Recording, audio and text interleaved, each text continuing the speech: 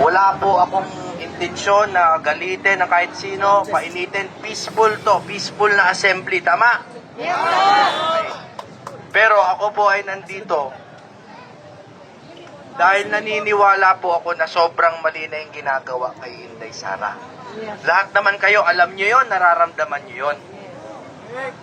Pero pumunta ako dito para awitan kayo, kaso walang mikropono. Gusto ko sanang awitin sa inyo yung bagong awitin ko para kay Inday Sara at para sa mga Duterte. Ano ba nangyari? Ba't nawala yung sound system? Pinatayan kami, Senator! Di ba eh? Tinanggalan kami ng Mahaba pa boses. yung laban. Okay. Unang paalala po. Alam ko naman lahat tayo mapayapa dito and I think yan ay talagang katangian ng mga Duterte supporter. Alam ko. Pero hindi naman po ibig sabihin na hindi natin ilalabas yung totoo nating salubin. Yung pagtutol natin sa ginagawa nila sa Kongreso. Tama? Okay. Napakahirap po gawin ito, pero sabi nila, love your enemies. Paano natin mamahalin yung enemies? Subukan natin, ipagdasal natin na maliwanagan yung Kongreso. Malaman nila na yung ginagawa nilang pagpapakulong, halimbawa kay Attorney Zulaika Lopez, ay hindi lang mali, kundi mali. Walang due process! Walang due process at hindi lang yun. Saan naman kayo nakakita ng wala man lang piskalya biglang pinakulong na? Hindi siya kriminal. Napakabawal, hindi naman po kriminal yung tao.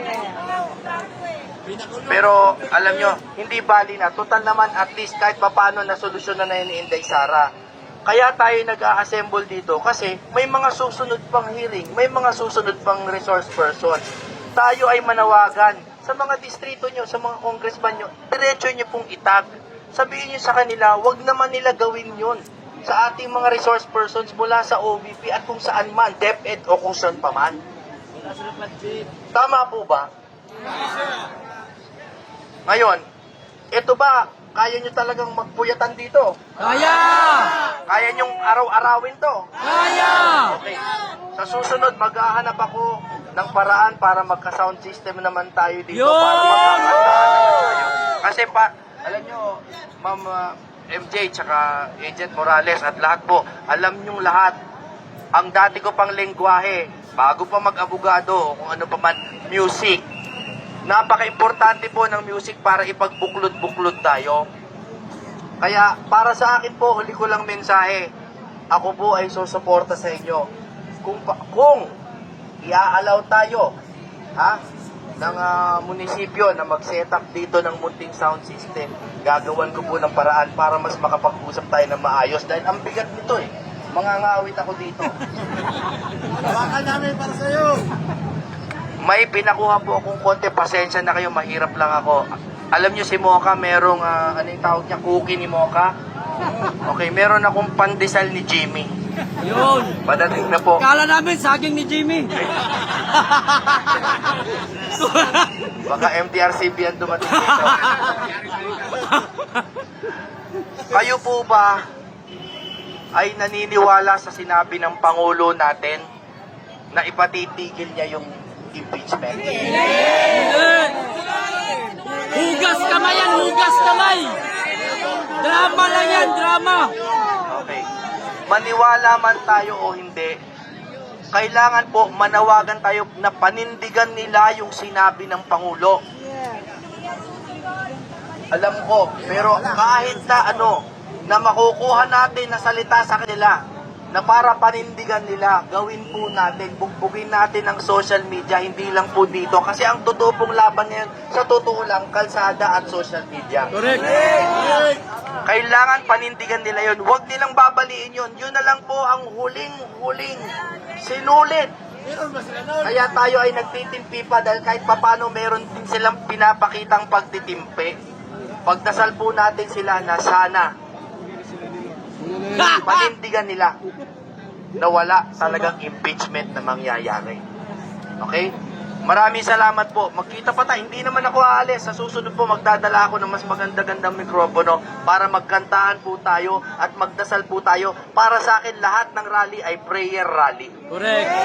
Magdasal po natin si Inday Sara. Magdasal natin pati si BBM. Magdasal natin si Romualdez. Bakit hindi? At magdasal natin ang bayang Pilipinas. Maraming salamat po. Senator Jimmy, dahil nga po ako matagal na po ako sumusubaybay sa inyo at sa inyong mga music. Ramdam ko po na maganda po itong nilabas na po. Senator Jimmy, baka naman, pasabihin lang na content trailer about doon kung ano talaga doon. Gawin natin tong tulaan muna, tulaan. Yan. Tula muna, tapos parinig, kumalay nyo, marinig natin ng paganyan. Yan, pwede. Awawa naman tayo. Naawa ako sa atin, Ma'am MJ. Kaya nyo pa makinig? Kaya!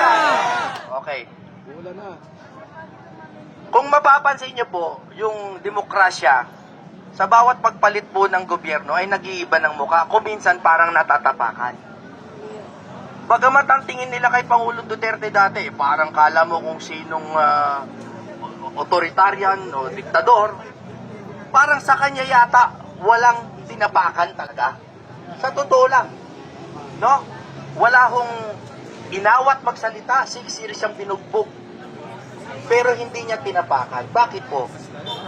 Nag-uusap po kami dati ng Pangulo at sa English niya sinabi, no? Kaya umuulan na, kaya niyo pa? Sige, yan, sabay-sabay tayo magkasakit. Wala. Ha? Atras? Hindi nyo pala kaya eh. Joke lang yan, attorney. Okay na po, okay na po. Kailangan lahat. Kung lililim isa, lilim lahat. Okay, okay. Mahal na kasi ang pulpal, mura ang pulburon. Ito. Okay, ito. Tama. Okay. Yun pong sinasabi ni Pangulo dati sa akin, yung democracy daw, sa English niya sinabi, parang, sige, atras pa kayo, atras pa, yan. Okay lang mainit, basta wag maulanan. Okay. Ang sabi po niya, yung democracy is like a parang fragile flower, ang sabi niya. Fragile flower, para bang kumbaga bulaklak na parang sa kahit anong pagkakataon, biglang pwedeng mamatay, mabubot. Tin-translate ko lang yon. Kasi po, nung bumisita po kami kay Atty. Zulaika Lopez, Baba daw kunti mo gamit. ang tapang po na abogado niya, pero nandun siya sa kama, parang siya yung, para ba siyang simbolo ng demokrasya na unti-unting tinatapakan? No? So, na-inspire po ako magsulat nitong Mahinhing Bulaklak. Yun po yung title, Mahinhing Bulaklak. May internet ba kayo ngayon? Meron? Okay. Babasahin ko, baka tulugan niyo ako, ha? Hindi. Sige. Tulugan.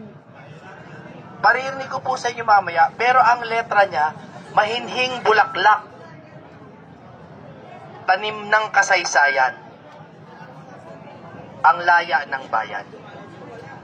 Ibig sabihin po, parang mahinhing bulaklak talaga na tayo nagtanim noong 1986. Dito rin, kung saan kayo nakatayo ngayon. Higit pa sa ginto. Talyano Gold. Yan. O pangako ng yaman, ang laya ng bayan. Magtangkaman sila na ikaw ay saktan. Mahinhing bulaklak, di kita iiwan. Yeah! Nakita nyo si Bibi Sara, hindi niya iniwan si Atty. Lopez. Yes. Yun ang tunay na kaibigan. Ang koro, bulaklak ng laya kahit minsan uhaw, hindi yuyuko sa kapangyarihang ligaw. Yung. Tama. Diligan ng pag-ibig, liliman ng kagitingan. Mahinhing bulaklak, di kita iiwan. Paririnig ko po ngayon sa inyo, bahala na, awang-awa ako sa atin eh. Pero malay nyo, madinig natin. Ano, subukan natin? Nakakaawa tayo. Sanay tayo kahirap. Huwag lang tayo magnakaw.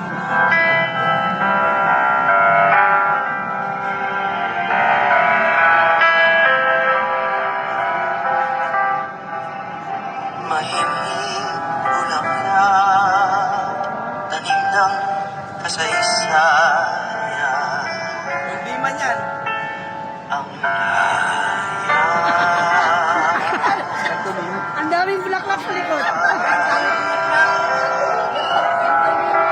Higit pa sa ginto, o pangako ng ang laya ng bayan. Magtangkaman sila na Iyak. ikaw Iyak naman. saktan. Mahilig bulaklak, di kita iiwan. Bulaklak ang kaya higit sa ikaw. Hindi uyuko sa kapangyarihan ikaw. Hilihan ng pag-ibig, hilihan ng kaibighan.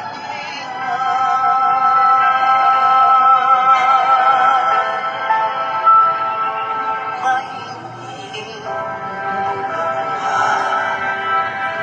di kita iiwan. Di kita iiwan. Di kita iiwan. O tama na yun, baka mag-ano tayo dito, makatulog kayo. Sige po. Kaya ako lang po ginawa yun, last message. Kasi po kung mapapansin nyo, lahat ng mga kanta natin pagdating sa rally, no?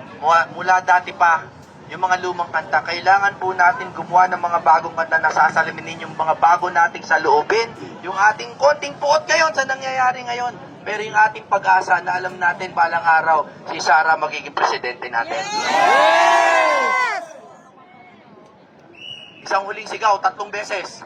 Inday Sara Duterte! Inday Sara Duterte! Inday Sara Duterte! Mabuhay ang Pilipinas! Mabuhay!